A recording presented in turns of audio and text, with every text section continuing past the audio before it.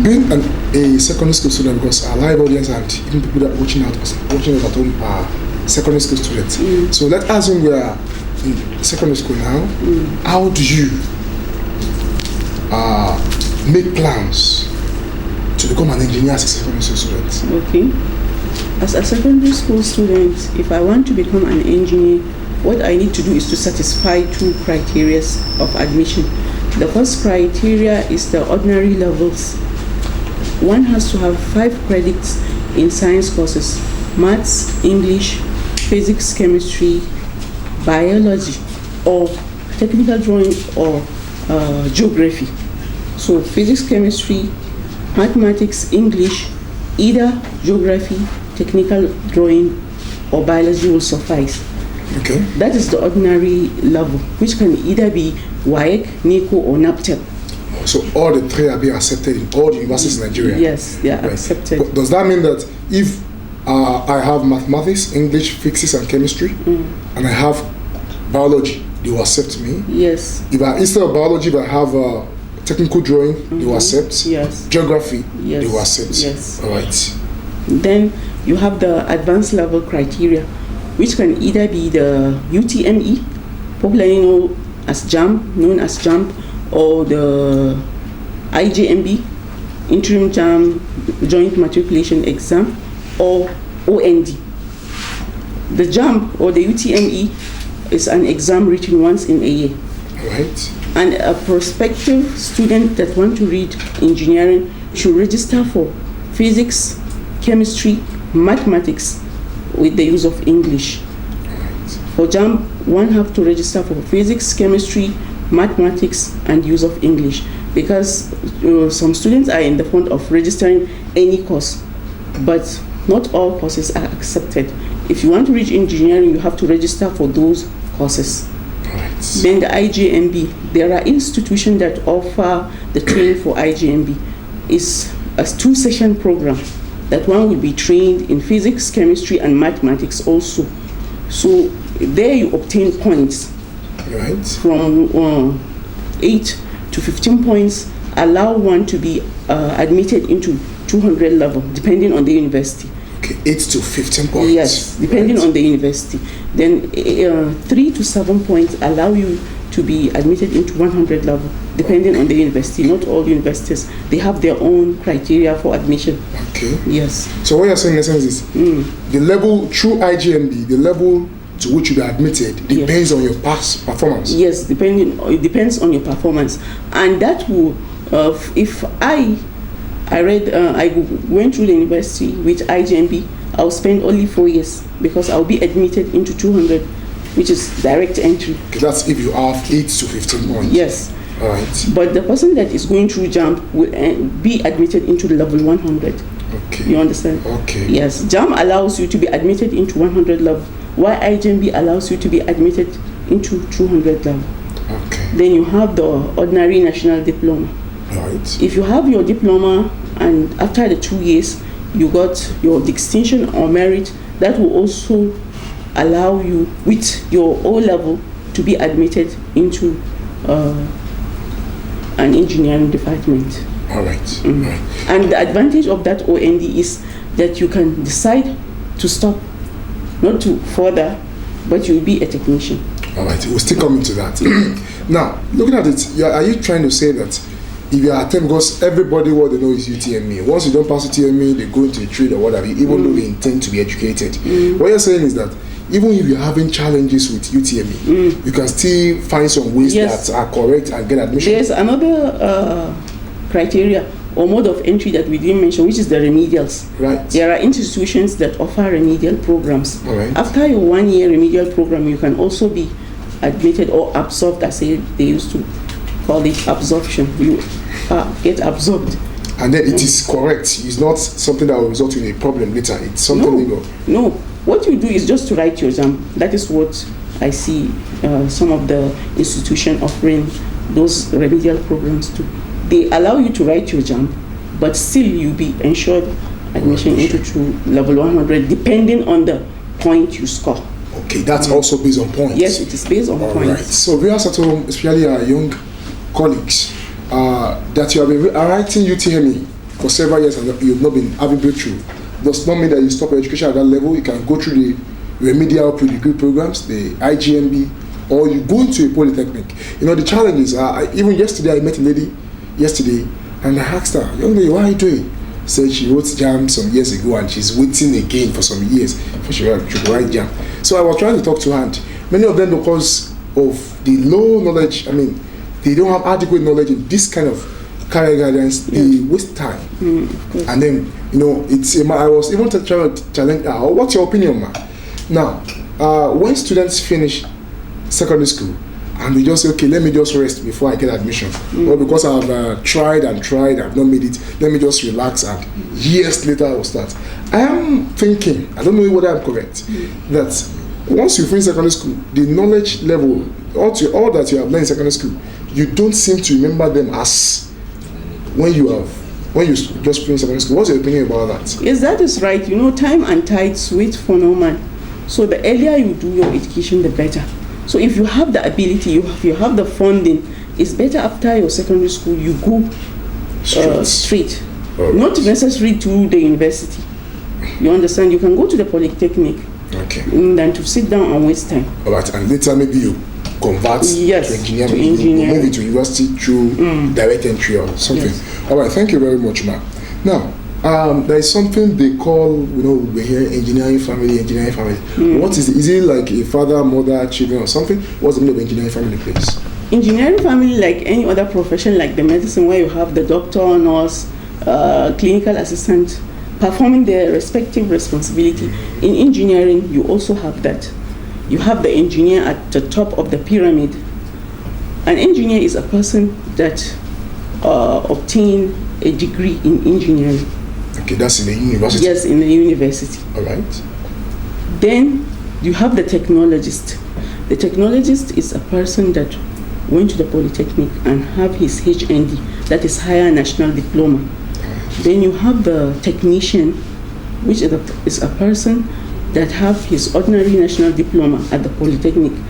He's called the technician, as I said. Then you have the craftsman. Okay. Or the craftsmen is somebody that went to the technical school, for example, or have acquired skills in labor. Okay, right. So, well, it means that so you have a family at home, we still have family in professions. Yes, and all members of the family have their own respective function they perform. So that doesn't make all we know is an engineer. So there are people that the engineers still depend on to perform his role. Of course, yes, because they are also recognized by the regulating body, which is the Corper. Oh, thank you. That means that even those people that have gone through polytechnic or the university are still relevant in the economy. Of course they are. All right, thank you very much, please. Engineers cannot work alone. All right. Yes. All right. Thank you very much. Now, what are engineering? It's a body of disciplines. Yes. Please, can you spell out the different disciplines in engineering? Okay. And what's their main focus? What do they do? I would like to draw us back a little before we go to the disciplines of engineering. I want to tell our viewers and students in the studio that if after graduating as an engineer, I cannot be called an engineer, officially called an engineer. I have to be registered first. Okay. You understand? The government or what? With the regulating body, which is the Corper. Correct. All right. Yes, I have to be registered. After graduating, obtain some experience, then I'll write an exam. After writing the exam, that will qualify me to become a registered engineer. Then I will be allowed to practice engineering, my own discipline. All right. So it's not are you telling us that engineering is not a profession you just finish university and then you just jump and then yes, because we have several engineers around in town. We see everybody being called an engineer, but the law recognizes only the registered engineer. All right, thank you very much. Can we then go into the disciplines? We have several disciplines. You have the aeronautic or the aerospace engineering. You have the agricultural engineering, biomedical, civil engineering, computer engineering, mechanical engineering, electrical, different environmental, so many disciplines. Yeah, but can you give examples of, You said aerospace engineering. Okay, Yes. we know that aero has to do with something in the head, In but the can you tell space. us further later about each of them? Aerospace or aeronautical engineering is that aspect of engineering or the discipline of engineering that deals with the design and control of aircrafts or airspace. Yes. Okay, what about mechanical, civil? Just give us some little. Civil deals with construction of roads, dams, structures. Okay. Then mechanical deal with the production, energy, etc. Different items. All right. Thank you very much. Now, we want to know. We've talked about this. We mentioned this earlier, but I want to talk in clear terms and in very plain terms that the common man can understand. What's your view about the fact that engineering is a masculine profession? Do you think it is correct? It's not correct, as I said earlier on. Engineering is a profession for both male and female.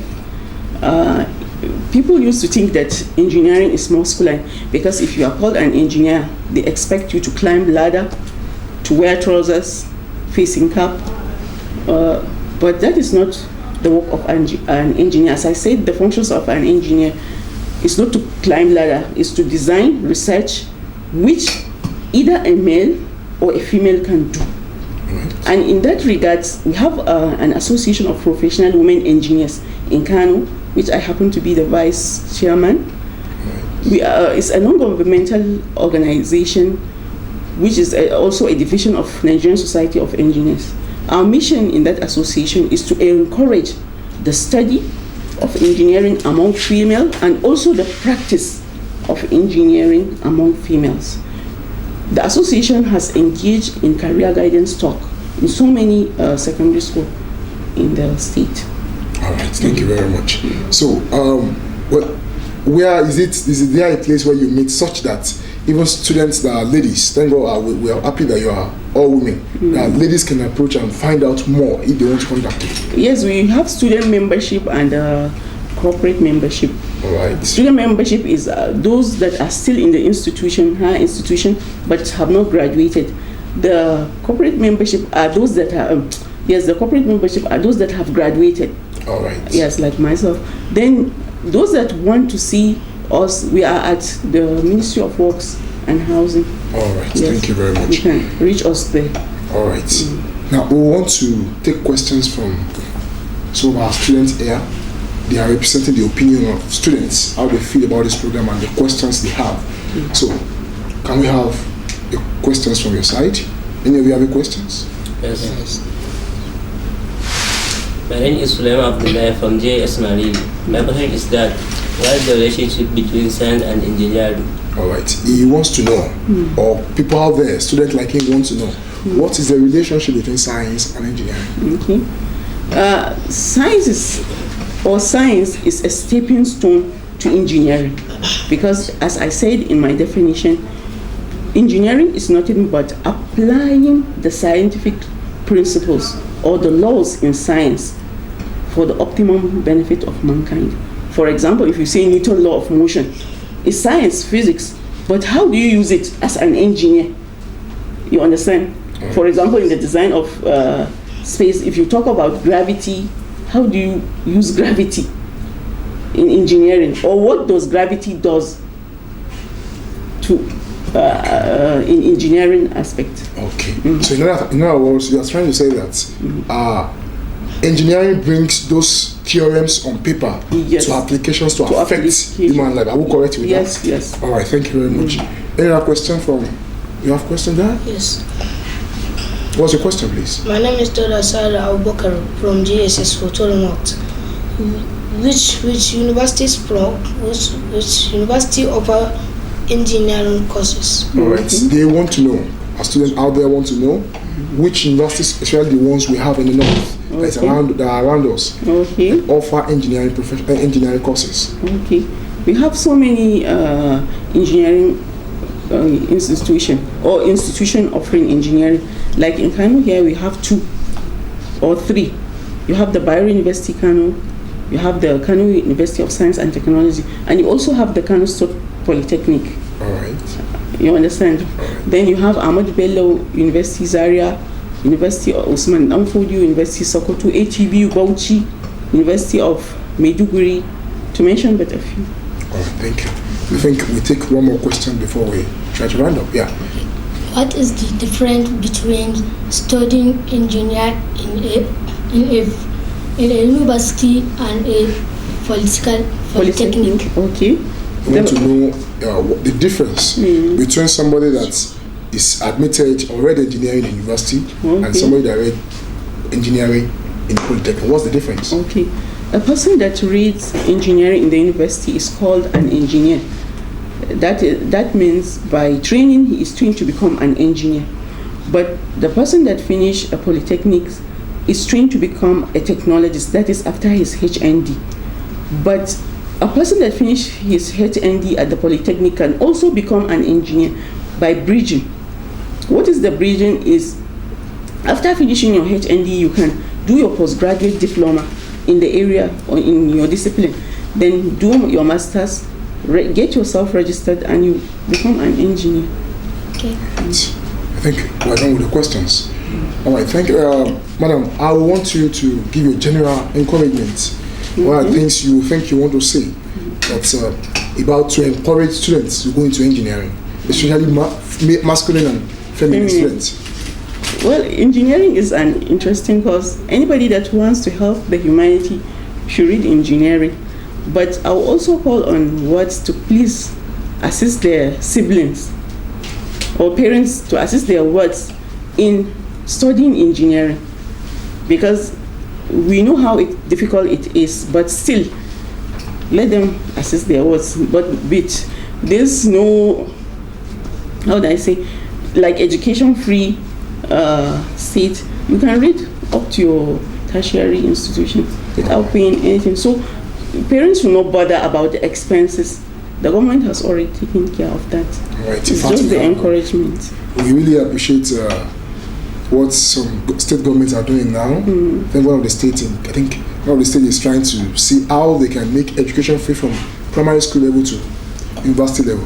Well, with that, I want to quickly conclude that we should encourage students that want to go into engineering, either male or female.